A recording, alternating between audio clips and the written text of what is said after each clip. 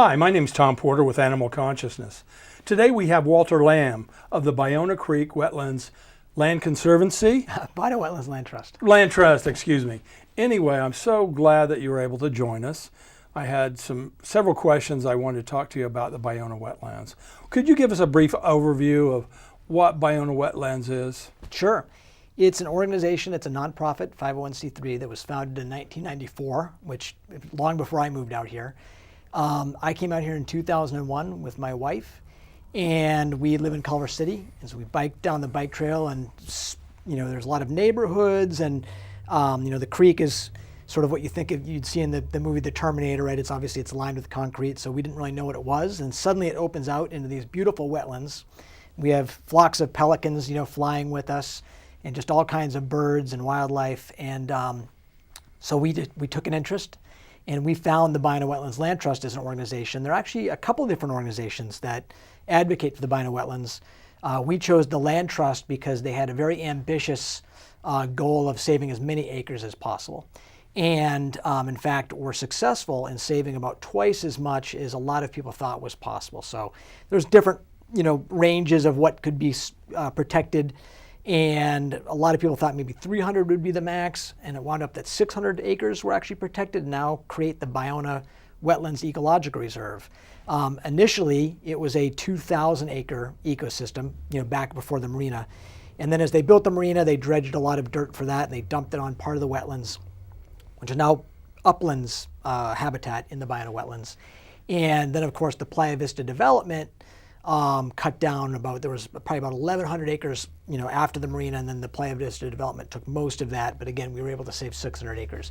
So we are an organization that focuses on education, outreach to both community and politicians, also litigation when we have to, and we unfortunately have to much more than we'd like. So that's who we are, and it's a fun organization to work with. Why are the wetlands so important?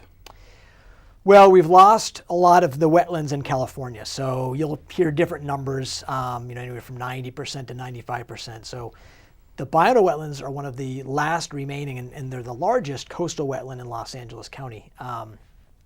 They are part of the Pacific Flyway, so that's a migratory route for birds, so very important in that regard. We have birds that live here in the winter, we have birds that breed here in the summer, we have birds that only come through in migration, spring and fall, and we have birds that live in the Ballona Wetlands year-round. So it's important from that aspect. Also from a climate change aspect, you see what's happened in areas that have maybe let some of their natural areas erode a little bit too much. Those areas can be much more vulnerable to flooding and other effects of sea level rise. So they're very important in that regard. And then of course, just from a natural resource, communities need open space. They need to be able to interact with nature. The Ballona Wetlands is one of, we're lucky in Los Angeles. We do have things like Griffith Park, and we've got the Baldwin Hills, which is a great place to visit. But the Ballona Wetlands is one of the few places that has the size and habitat variability to support some of the kinds of wildlife that you'd only see, in a pretty big open space area.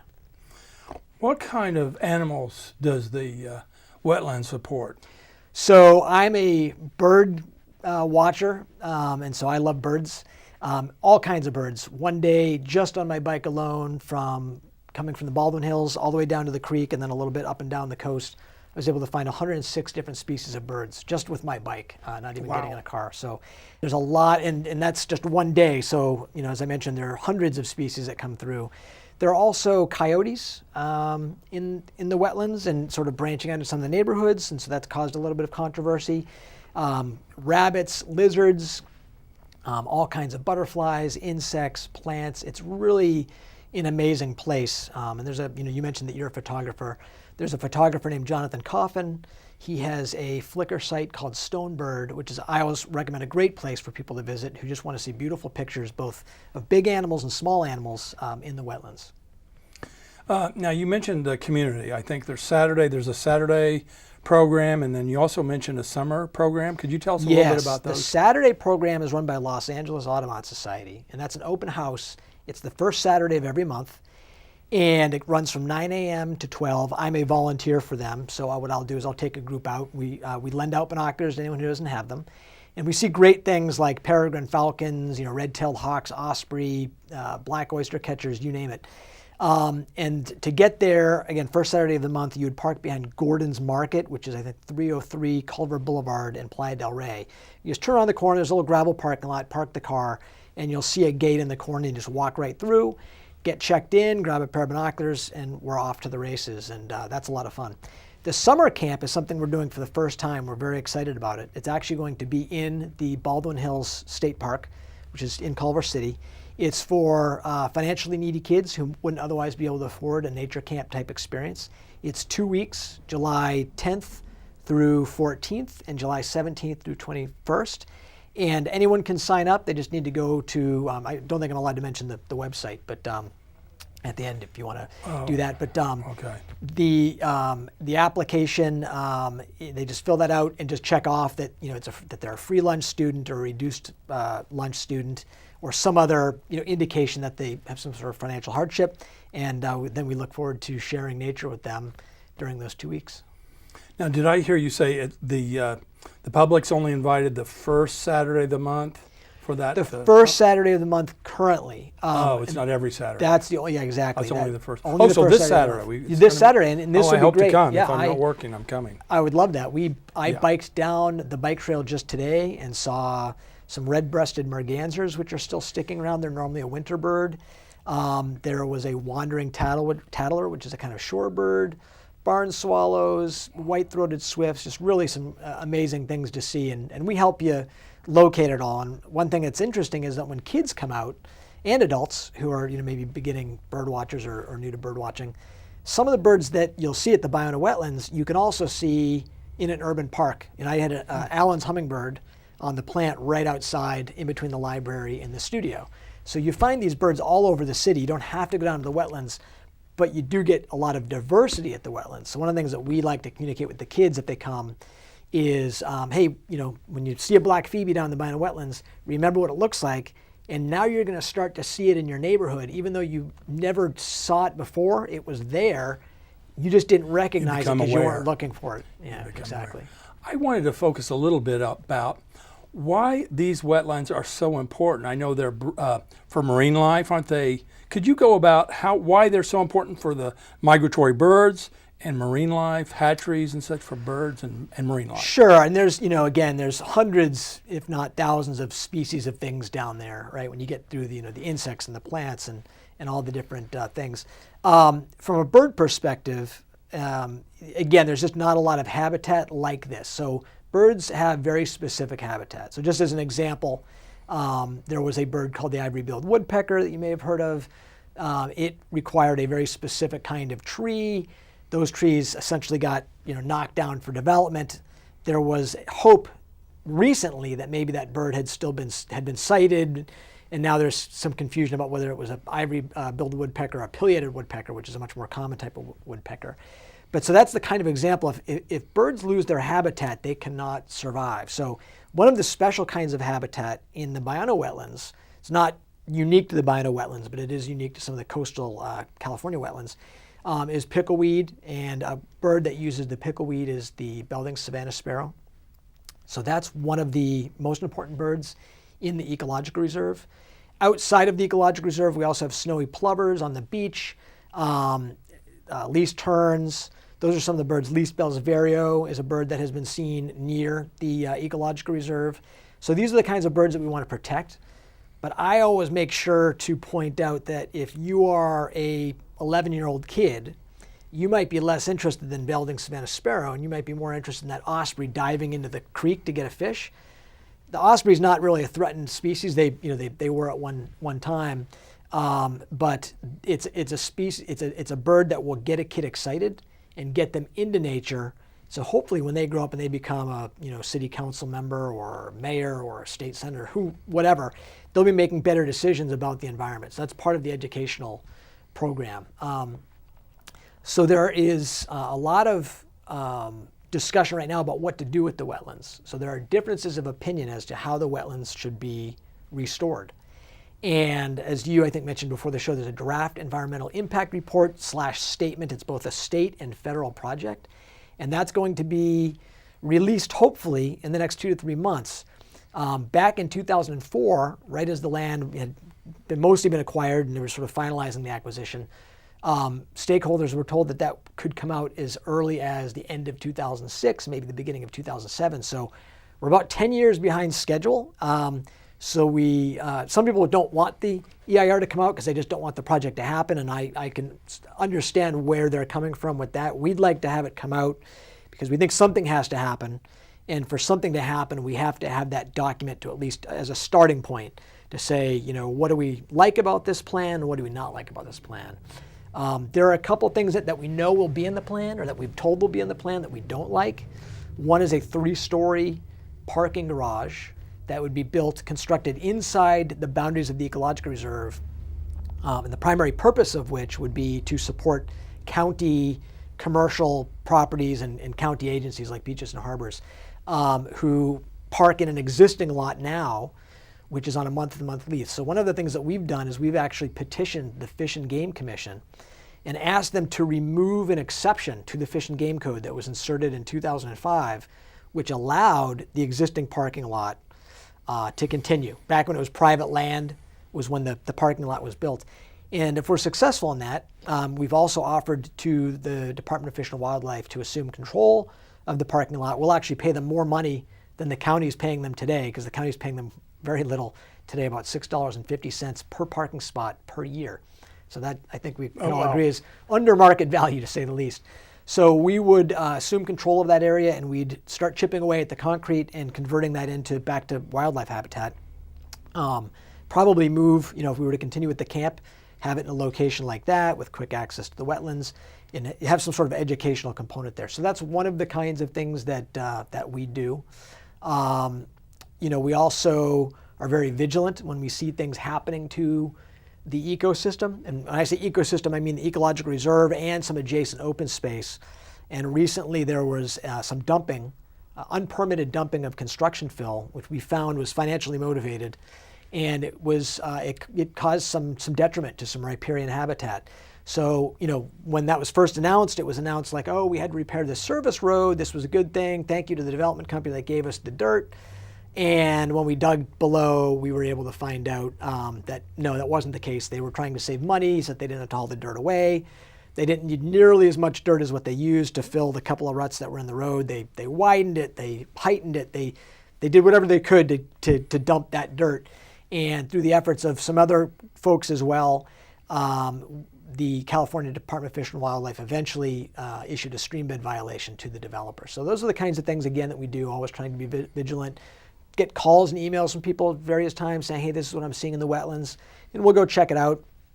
Homelessness is a considerable issue, and of course that's an issue from both a environmental and a human compassion standpoint. So you have to balance those two things. It's not good for the environment if you've got folks, chopping down trees, building encampments, not being responsible with their garbage. That's obviously not good for the wetlands.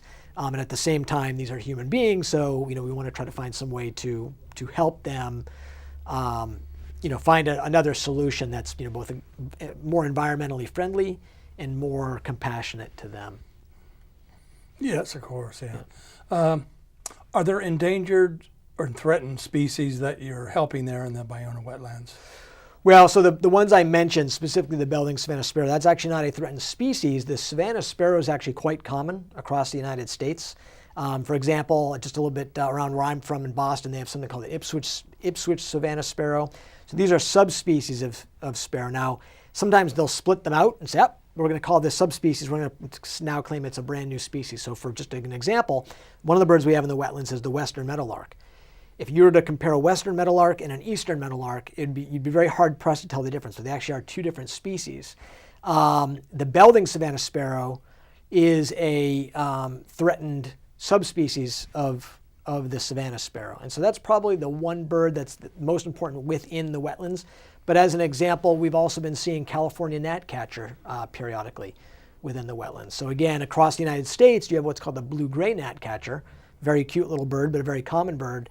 California gnatcatcher typically has been south of here, so the Palos Verdes Peninsula, down in through Orange County. But there have been sightings at Los Angeles Airport, and then a few sightings within the ecological reserve itself. And that's important because, again, this is a species that's been threatened by development. So the more we can find habitat for that bird is very important.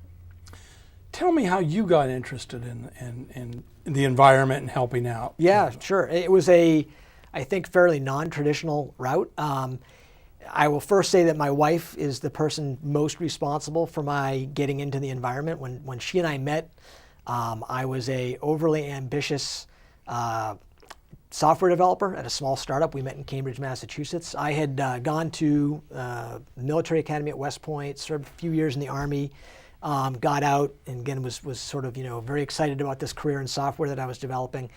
My wife, Courtney, bought me my first pair of binoculars, my first bird book. She noticed I would look up and want to look at hawks, and I would say, oh, there's a hawk. And sometimes she would notice that those hawks were actually pigeons or crows. So she said, you need binoculars and you need a bird book. We moved out to Los Angeles in 2001. And again, coming down that creek, I saw a bird that I thought, it just blew me away. It was this big sort of slate gray bird, a big bill, almost looked like, sort of a mobster outside of a speakeasy, hunched over like with a raincoat. And I thought, what is that bird? And I came home and I couldn't find it in my book. And I told her, the book that you got me doesn't have this bird. So she got me another book. And she had said, gee, it sounds like a great blue heron. I said, no, because in the book, the great blue heron had a big long neck. And I said, this thing didn't have a big long neck. It was scrunched in like this. Well, sure enough, in the next book, the great blue heron, they showed it, it doesn't always have its neck stuck out. So at that point in time, I was hooked. I was so into bird watching that I actually took a year traveling North America, doing what's called the Big Year. They actually made a movie called The Big Year with Steve Martin, Jack Black, and I think Owen Wilson. I was actually crazy enough to do something like that, although not to the extent that they did. I didn't rent any helicopters. But getting into bird watching, which is a very, for me, it's like a sport, that made me realize the importance of the environment. Because once you get into appreciating nature, and then you see the habitat under threat, which was instantly the case at Ballona, you're more motivated to go out and do something about it. I guess it would be if you liked golf and you knew that your golf course was going to close, you'd advocate and try to keep that golf course open.